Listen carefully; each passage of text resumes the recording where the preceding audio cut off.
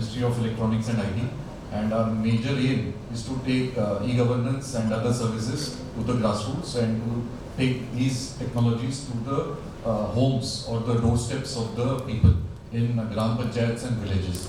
In India, as you know, there are 750 plus districts, and new districts are continuously being created, and there are around 6,500 blocks or talukas, as we know. Then there are 2.5 lakh Gram Panchayats. Gram Panchayat is a group of around 6 to 7 villages. In Gujarat, in West Bengal, there are large Gram Panchayats, but in other states, there may be a Gram Panchayat of only one family. That is also Gram Panchayat in states like Northeast. So, seeing this vast geography which we have in India, and quality school education at various locations, how to take education to the grassroots, that is what we do actually. Coming to the delivery part, as you know, there are very good teachers, there are medium level teachers, and there are low quality teachers. And based on the refresher training given to the teachers, the B.Ed courses, the M.Ed courses, and other DL.Ed and other education courses conducted by MHRD or apex agencies like NIOS or NCTE. So teachers are continuously given training, hands-on training on basically improving their skills, and then they then impart these skills to the students. Teachers, as Sir was mentioning, have become more as a facilitator. So facilitation is basically to help a student in order to understand, in order to learn, in order to give them the right kind of knowledge through which a student is able to perform well in life, in social well-being, and also achieve success in terms of economic as well as social values. So, if each student in a classroom is different, if as a teacher you will know that if you are teaching a class of say 30, 35 or 50 50 students are there in your class, you will find each student is different. One student he may be an expert, she may be an expert.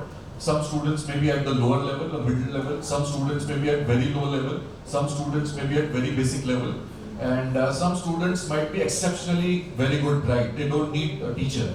So how to intervene in such a situation? There is a classroom with multiple aspects of students available, and how we intervene. So through technology we can do this. One is there are something called as intelligent tutoring system. There is a term called intelligent tutoring system. These systems are already available, used in United States as well as many European universities. In India, mostly IITs, Indian Institute of Technology, and some other institutions have used it. But per se, schools have not used it actually. So what this system does is, if say I want to teach a topic triangle. So I'm a maths teacher, I'm teaching a topic triangle. So for triangle, I will develop 4 or 5 levels of content based on the difficulty. So based on the difficulty level of each topic, I will distribute the topics into subtopics and develop content based on the difficulty level. And based on the students' input, I provide this content to the students at the different levels. So all the 30 students or 50 students in a class access this content, and the system is, as Sir was mentioning, artificial intelligence. So some artificial intelligence is built into the system. System learns based on the behavior of the student. So once the student starts interacting with the system automatically learns what kind of patterns student is doing, which topics student is expert, which subtopics student is weak. So as a maths or as a physics teacher, you will identify topic, subtopic wise depth, where student is going wrong, and that particular intervention could be provided by these systems. So this is one example. There are many examples. I'll give you a live example. There's a US Marines. Everybody knows US Marines, Marine commandos who work for US Navy.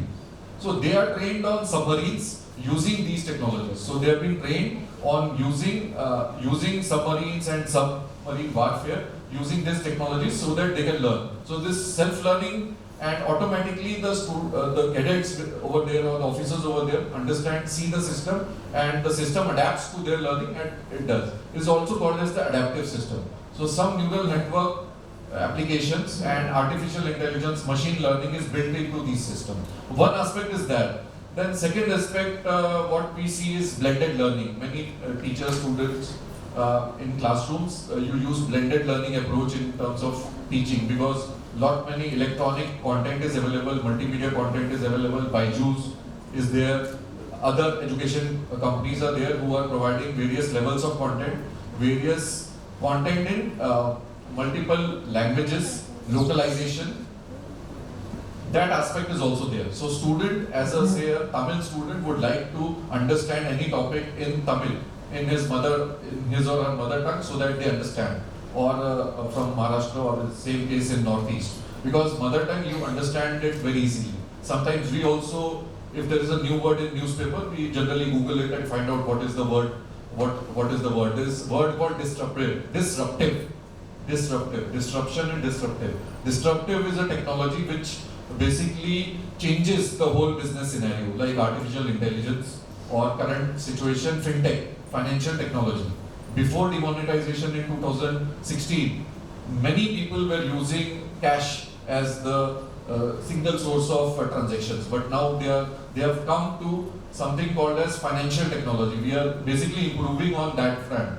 Many local people are actually using financial technology. So there is a continuous change and there is disruption. Disruption has also come in education sector. Education is a big sector, and the government has provided a lot of facilities in terms of technology, in terms of infrastructure in government schools, and a lot of private schools and semi-government and adopted schools, NGOs are doing very well, civil organizations are doing very well. One very good example I have seen is there are a lot of projects which a student is given in his or her school life. Basically, you develop some charts, you develop some files, you develop some diagrams, you submit those files to schools, and what happens to those? I studied in Kendriya Vidyalaya, and we did some charts and all that throughout my class 1 to class 12. I was the school captain in class 12. And lot of charts which were developed, the files which were developed, I wonder where are these kept? Have they been digitized? Can now as a person, can I see those things? That what was my innovation, what was my thinking, or what was my creativity? But that is not the case, because all those files are dumped or maybe sold or that may be scrapped. But then we can actually create a platform where all this is digitized. Say all this is digitized, and all we can have access to these things which we have done in the childhood. So it can create a platform. Like say for example, a teacher in DPS Delhi is very good in mathematics. He is brilliant. He is teaching very well. His all class, say 50 students do very well. They appear in the board exam. All those 50 students are on the current merit list of 2019 AISSC. Why? And why a student, say in Kamrup district in Assam, or maybe a remote village in Odisha, is not doing the same thing? There is a same teacher, similar teacher with same B.Ed or M.Ed qualification, MSc in mathematics, and why he is not able to basically promote, or why students are weak in that particular school. So basically we have to take whatever knowledge is available in say DPS Delhi, we can take this knowledge to say a remote school which don't have access. If there are no teachers, we can take this through technology, we can take this education using technology to the doorstep of that particular student so that they can improve. So this is one of the ideas which can actually work. There are some interventions which have been done in this area, but lot of things need to be done. As Common Service Center, we are basically a service provider. We have put in 2.5 lakh centers in remote locations, in Gram Panchayats, in all the states, across 29 states and 7 union territories. We have a center where there is a facilitator. There are 4 to 5 computers, there is broadband connection, there is power backup, and there are sitting space of around say 5 to 7 students who can sit there. And we can provide content, we can provide technology through our basically our infrastructure. So students can basically access all whatever has been developed by different teachers onto the same system. Why Super 30, Professor Anand Kumar is doing wonders. He teaches low economy group students, 30 students, and all they clear, I think 98% of the students clear IIT. This study, he teaches very well mathematics. I have met personally Professor Anand Kumar. There is a movie which Hrithik Roshan is acting and will be released soon on Super 30 and Professor Anand Kumar's life.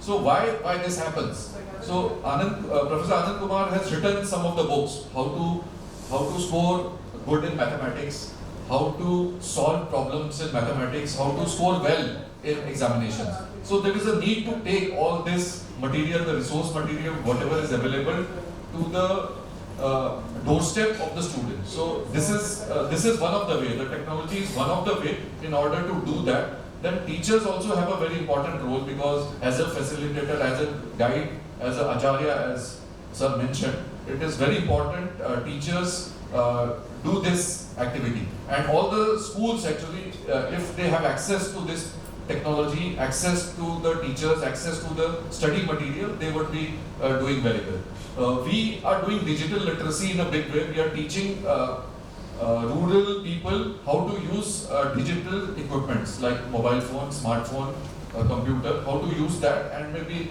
make use of it in, say, doing their financial transaction, access particular scheme.